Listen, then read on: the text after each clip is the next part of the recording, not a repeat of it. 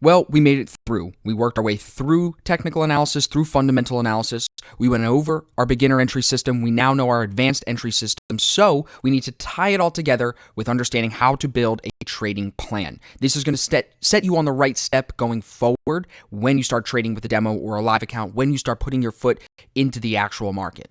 The most important pieces that you want to put into your trading plan, number one, would be the time of day that you're going to trade and the days of the week that you're going to trade. For me, like I told you, I'm on the charts from 6 a.m. to about 10, 11 a.m. every single day. You also want to include in this plan the exact entry signals that you're going to use during those days and times that you're trading. The stop loss should be detailed. The take profit should be detailed. The exit signals that go into this system should also be detailed in words in your trading plan.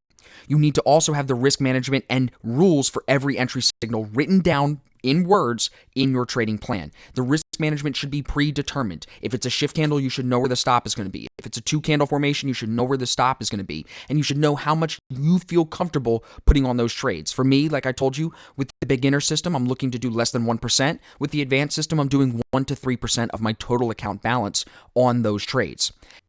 And last, you want to make sure that you have a solid mental approach detailed, a solid routine for every single day detailed in your trading plan. You want to have balance in your life. It's very important if you're really trying to succeed here in the long run. You can't just jab at the markets for 7, 8, 9, 10 hours a day. It's not going to end well for you or your bank account. So what you need to do is detail your mental approach. Detail what are you going to tell yourself every morning before you get to the charts. I actually have morning affirmations that I read to myself every single morning before I begin to trade. It puts you in a positive mindset because you're going to become the environment that you spend the most time around. You're going to become the people that you consume the most content from. So you want to make sure that you're filling yourself with positivity, filling your environment with positivity, and putting yourself in the right mental space to actually make money, to actually succeed. And that goes into building a detailed routine in your trading plan. So when you have this whole thing written out, it should say, when are you trading? Why are you trading those days? Why are you trading those times? It should also say the exact entry and exit signals, the stop loss and take profit, and the risk management that you're going to apply to each signal. Detail it with bullet points. I don't care. Whatever your brain says, the way it makes the most sense to you, you want to detail all of this and especially have the risk management predetermined. I don't care if you want to try to feel it out at first, but once you're ready to turn this on with real money and take it seriously, when you put real money into the market, the risk management must be predetermined. You must know if it's a shift candle, I'm going to risk 2%. If it's this 2-candle breakout formation with a TDI confirmation, I'm going to risk X%. You need to have that built into the plan before you ever start to trade.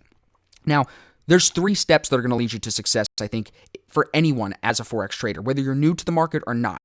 You always want to start with a demo account. I know a lot of people out there will say demo accounts aren't real. They don't, have that emotional piece that the market really does. That's fine. But I think to anyone that's coming into this industry, to anyone that's coming into a new skill, you're going to make mistakes. You're going to click buy when you meant to click sell. You're going to enter an order size that might be wrong once or twice. That's part of being a beginner. So start with a demo account so you don't make those dumb mistakes with real money. You're going to feel stupid.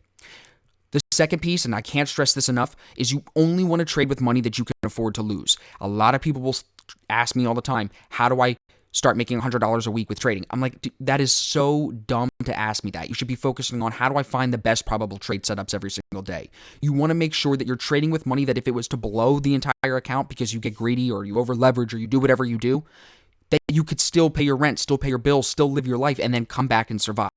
And I think that can be taken a step deeper to understand that I've seen more people quit their jobs too early and fail at trading because they quit those jobs than I've seen people quit their jobs and just take off in trading and become a multimillionaire. Very few people end up that way. More people will quit too early, right? Because they think that they are ready to go full time and start trading with money that they can't really afford to lose, then having to only go back and get that job. Then you'll see people instead on the other side of that, wait, actually work a job while they're still making money trading, and then make the decision, okay, I'm making enough money trading and now I can rely on it full time, and I'm not trading still with money that I, can't afford to lose. The final piece that we want to make sure you understand before you jump into the market, before you jump into this, is that you want to study, journal, and continue to push yourself to learn about the markets every single day. If you're not journaling, if you're not documenting what you're doing every day, you're going to have no accountability to the actions that you take. And I think that was a big issue for me, is that I wasn't journaling my trades. I would take a small position and be like, oh, it's just a test. It doesn't matter. Yes, it does. You lost or made real money. It definitely matters. You need to journal, and it'll help you be accountable, because you'll look at your P&L at the end of the day and you'll say, why did I do that? The journaling will make you more self-aware. And I think that's a huge characteristic that a lot of traders lack. So to increase your self-awareness, every day, give yourself 20 minutes and write about your trading that day. Journal your trades that day. Now, there's 4 things I wish I knew when I got started that I want to share with you guys. Number 1 is don't force yourself into bad trades. Trading small size into bad setups, B setups, C setups, where the liquid 50 is swapping and ADR is already maxed out. Sizing down into that trade is there is no reason to take a trade that is a bad setup. Whether it's small money or big money, it is still real money.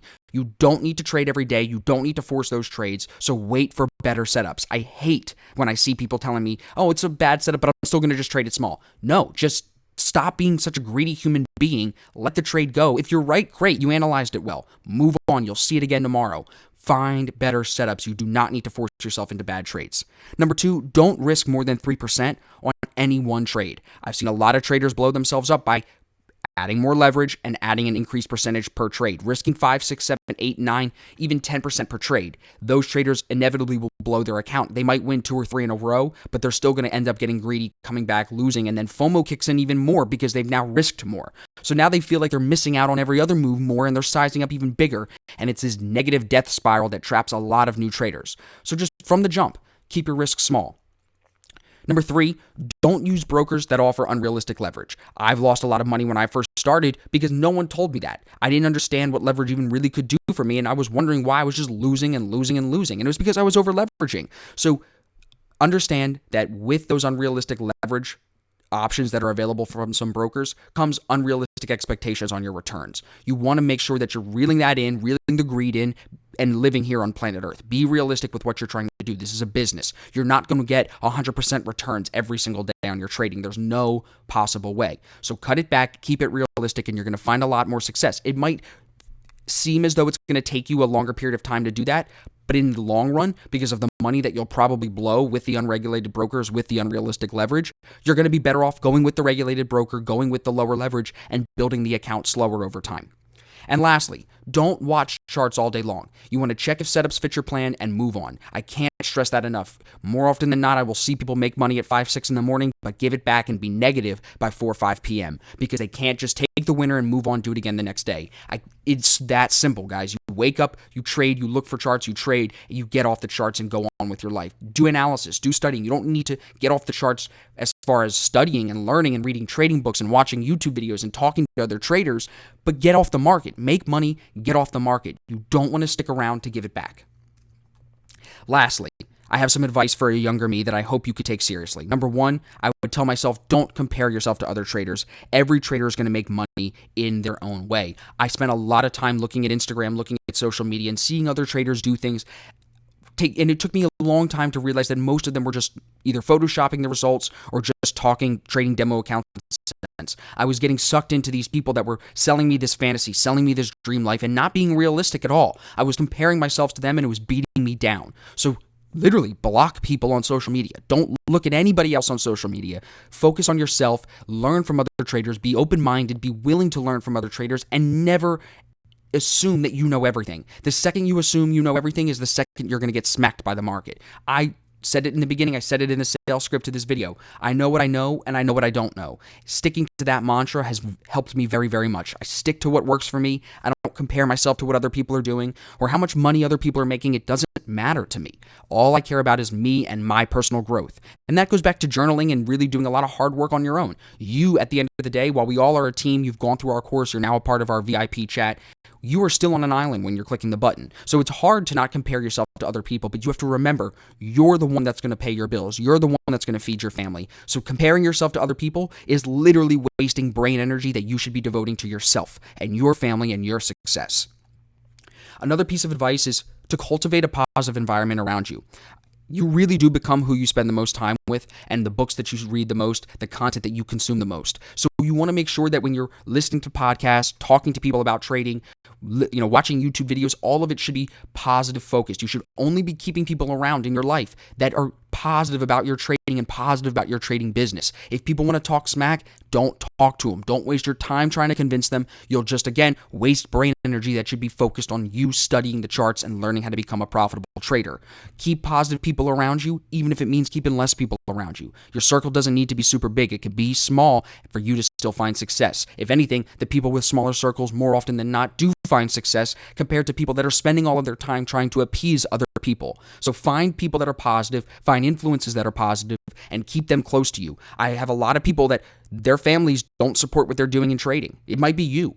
And I tell them what? Listen to me, listen to Gary Vee, listen to other motivating people online that are telling you to trust your gut, to stick to what you believe in, because nobody knows what's best for you except you. So keep people around you that cultivate that kind of positivity out of you. And lastly, and this is big, and I still practice this every day, focus on what you can control, not what's out of your control. People will ask me for weekly forecasts, daily forecasts, all these forecasts. Those things are out of my control. All I can do is wake up every day, analyze the charts to my best ability. After using everything I've taught you in this course, use those skills to analyze the charts every day and focus on what's in front of me. I don't set monetary goals for next month. I don't set monetary goals at all. I trade good trades that present for me every single day because I've seen enough in this market to know that I don't know what's coming tomorrow. We could see huge spikes tomorrow. We could see the volatility drain tomorrow. Anything can happen. So all I can do is focus on what I can control. I can't control what happens with other pairs and volatility and volume. I don't have any control over that. All I can do is wake up every day and trade the market that's in front of me. Build a good routine. Keep positive people around me. Make sure that I am my best self when I show up to the market. That's what I can control. Being in that mindset, being in that atmosphere around me will only then lead to positive results in the market.